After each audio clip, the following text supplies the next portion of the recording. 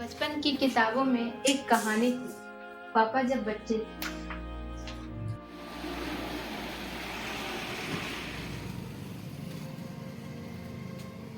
कभी उन्हें डॉक्टर बनना था, कभी इंजीनियर, तो कभी आइसक्रीम वाला। हाँ प्रभु, श्री हरिवंश जी अपने घर में जो विराजमान ठाकुर जी थे उनको हमेशा निहारते रहते थे, क्योंकि उनको पूर्व जन्म की सारी बातें याद थी। कि उनको ये याद थे कि वे एक बांसुरी रूप, कान्हा जी के जो बांसुरी है उनके रूप में इस जन्म में रूप लिए हैं।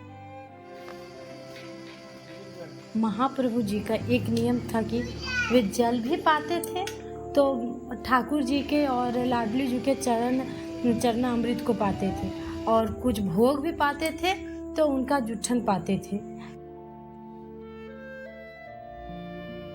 उस कहानी का सार था इंसान, एक अच्छा इंसान बनना।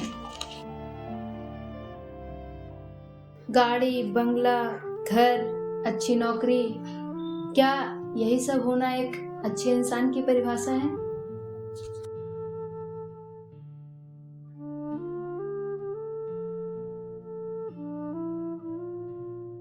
क्या हुआ कि महाप्रभु व्यास जी का अपने माता पिता के बीच में शयन कर रहे थे। अब अचानक आधी रात को वो बहुत जोर जोर से रुदन करने लगे। अब उनकी रुदन की आवाज़ सुन के व्यास मिश्र जी और उनकी धर्मपत्नी जग गए। वो बोले, क्या हुआ बालक, क्यों आप इतने जोर जोर से रुदन कर रहे हो?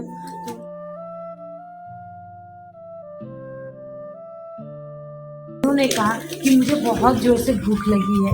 तो महाप्रभु व्यास मिश्र जी बोले, जो उठो, उठ के कुछ पवा दो। तो उनकी धर्मपत्नी बोलते हैं कि पवा दे, उसको क्या पवा दे, ये तो बिना जुठन के पाते नहीं है। जब तक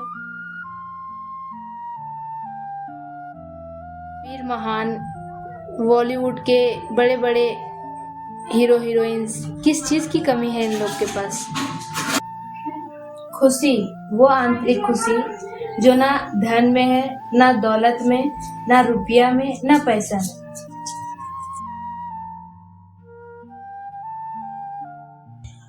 तो फिर कुछ लाए, लाके आगे रखे, बोले लो लाला पालो। अब वो जैसे लिए ऐसे देखते बोलते, नहीं ये मैं नहीं पाऊंगा। तो व्यास मिश्र जी बोले, क्यों, ये क्यों नहीं पाएगा? जो नहीं, इसमें ठाकुर जी के और श्री जी के दांतों की निशानी है, इसीलिए मैं ये नहीं पाऊंगा।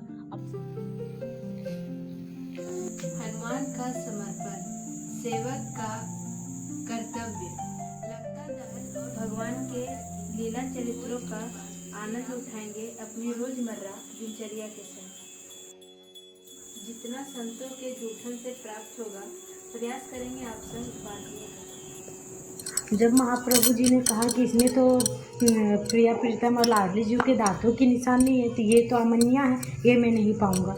अब ये सुन के महाप्रभु व्यास मिश्र जी हैरान हो गए कि मैं तो इतने दिन से सेवा कर रहा हूँ, मुझे आज तक पता नहीं चला कि भोग में है कि अमन्या है। अब महाप्रभु जी को पता चल गया। इतने में ही श्याम सुंदर जी और लाडली जी जो शयन कर रहे थे, महाप्रभु जी का रुदन की आवाज़ सुन के आगे लाडली जी की आँख खुल गई और वो व्याकुल होने लगे।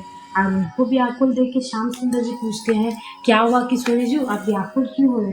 तो थोड़ी सी गुस्से होकर बोलते हैं कि आपको सुनाई नहीं दे रहा है कि हमारा भक्त महाप्रभु हरिवंश जी रुदन कर रहे हैं? तो बोले, हाँ रुदन कर रहे। क्यों कर रहे? जो भूख लगी है। तो कोनाया।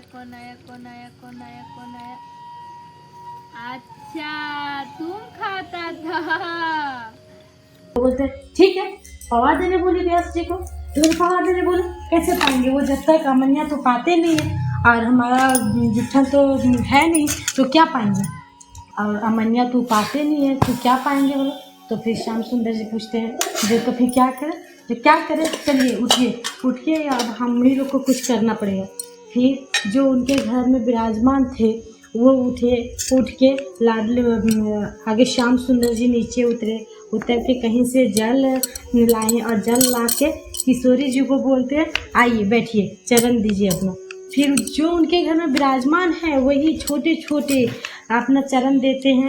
फिर उनका चरण को पखारते हैं और चरण पखार के चरणामृत बनाते हैं। फिर बोलते हैं श्याम सुंदर जी तो बोल नहीं सकते, आप मेरा चरण धोइए।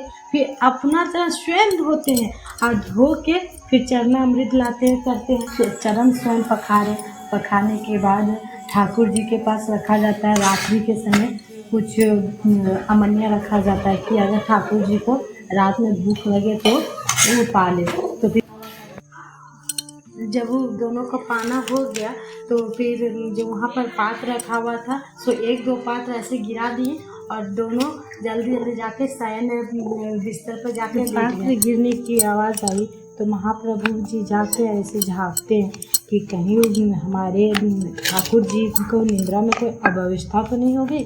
तो देखिए वो आराम से शयन किए हुए हैं।